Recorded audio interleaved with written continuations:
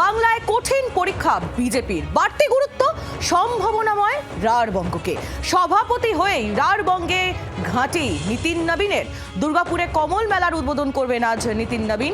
মেলা উদ্বোধনের পরেই তিনি কোর কমিটির সঙ্গে বৈঠক করবেন বলে খবর পাওয়া যাচ্ছে। বাংলায় কঠিন পরীক্ষা বিজেপির, আর সেই পরীক্ষায় একেবারে ভালো নম্বর নিয়ে পাশ করার জন্য রীতিমতো গুরুত্ব দিচ্ছে বিজেপি। বাড়তি গুরুত্ব দেওয়া হচ্ছে সম্ভাবনাময় রাঢ়বঙ্গকে।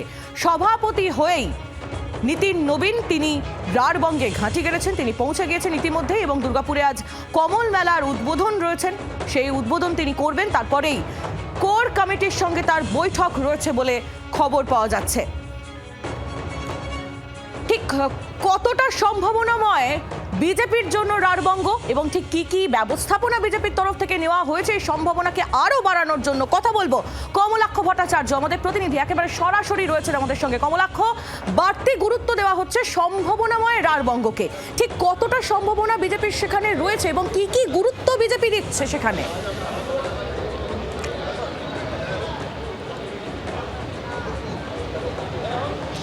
দেখো, যেহেতু পরীক্ষা কঠিন, সেই কারণে সম্ভাবনার ক্ষেত্রগুলো বলা যেতে পারে একেবারে তলিয়ে দেখা হচ্ছে যে কোন কোন জায়গায় সম্ভাবনার ক্ষেত্র তৈরি হয়েছে, এবং সেই জায়গাকেই পাখির চোখ করছে বিজেপির শীর্ষ নেতৃত্ব।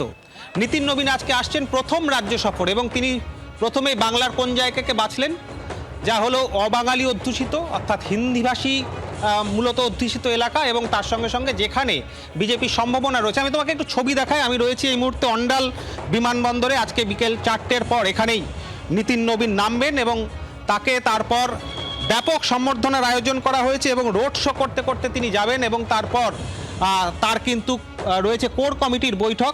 যদিও তার আগে কমল মেলা, দুর্গাপুর এবারের প্রথম কমল মেলার আয়োজন করা হচ্ছে একেবারে মহা সমারোহে।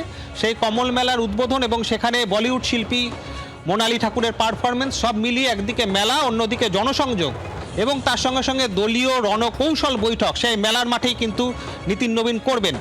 আজকে কোর কমিটির বৈঠক যদিও একটি হোটেলে হবে পাশেই, কিন্তু আগামীকাল এই যে রাঢ়বঙ্গ বলা হচ্ছে, অর্থাৎ 7টি সাংগঠনিক জেলা, 2 বর্ধমান এবং তার সঙ্গে সঙ্গে বাঁকুড়া, পুরুলিয়া এবং বীরভূম, এই জেলাগুলির মধ্যে 7টি সাংগঠনিক ক্ষেত্রকে বিভাগ হিসেবে চিহ্নিত করে রাঢ়বঙ্গ চিহ্নিত করা হয়েছে, যেখানে কিন্তু তুলনামূলকভাবে 19-এর নির্বাচনের ফলাফল থেকে 19, 21, 24 সমস্ত নির্বাচনের ফলাফল স্ক্রুটিনি করে বিজেপি মনে করছে যে এই জায়গায় সম্ভাবনা তৈরি হয়েছে, এই জায়গায় সম্ভাবনা রয়েছে, অবাঙালি ভোট অধ্যুষিত।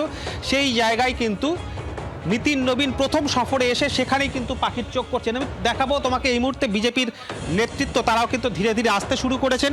এইখান থেকে রোড শো শুরু হবে, এবং অবশ্যই আজকে গুরুত্বপূর্ণ কমল মেলা।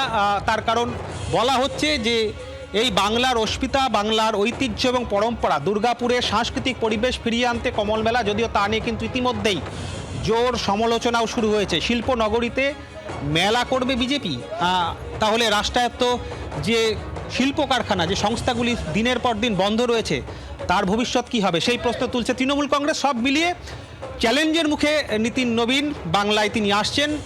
বাংলায় তিনি সবুজের অভিযান বলা ভুল, রবীন্দ্রনাথকে যদি আশ্রয় করি তাহলে গেরুয়া অভিযান হবে কিনা, অর্থাৎ এই নীতিন নবীন বা নবীন আদমরাদের ঘা দিয়ে বাঁচাতে পারেন কিনা, সেটা এখন সময়ের অপেক্ষা। একেবারে কমলাক্ষ, তুমি পরিস্থিতির দিকে নজর রাখো। ধন্যবাদ তোমায় কমলাক্ষ ভট্টাচার্য, আমাদের প্রতিনিধি সরাসরি ছিলেন আমাদের সঙ্গে। আজ সভাপতি হয়েই রাঢ়বঙ্গে ঘাঁটি গাড়ছেন নীতিন নবীন। তিনি আর কিছুক্ষণের মধ্যেই সেখানে গিয়ে পৌঁছবেন, এবং তাকে স্বাগত জানাতে সমস্ত রকমের ব্যবস্থা বঙ্গ বিজেপির তরফ থেকে ইতিমধ্যেই করে রাখা হয়েছে। এই প্রসঙ্গে বিজেপি নেতা দিলীপ ঘোষ তিনি কি বলছেন শোনাবো আপনাদের। আমাদের মাননীয় সর্বভারতীয় সভাপতি আজকেই দুর্গাপুরে আসছেন, বৈঠক নেবেন সাংগঠনিক। তো উনি সভাপতি হয়ে প্রথম ট্যুর বাংলা থেকে শুরু করছেন। বিজেপি পশ্চিমবাংলাকে কত গুরুত্ব দিয়েছে, পশ্চিমবাংলার পরিবর্তনের জন্য কত বেশি আগ্রহী, সেটার থেকে বোঝা যাচ্ছে। মাননীয় সভাপতি প্রথমবার তার ট্যুর শুরু করলেন পশ্চিমবাংলা দিয়ে। বাংলার আওয়াজ, বাঙালির আবেগ, জি 24 ঘন্টা।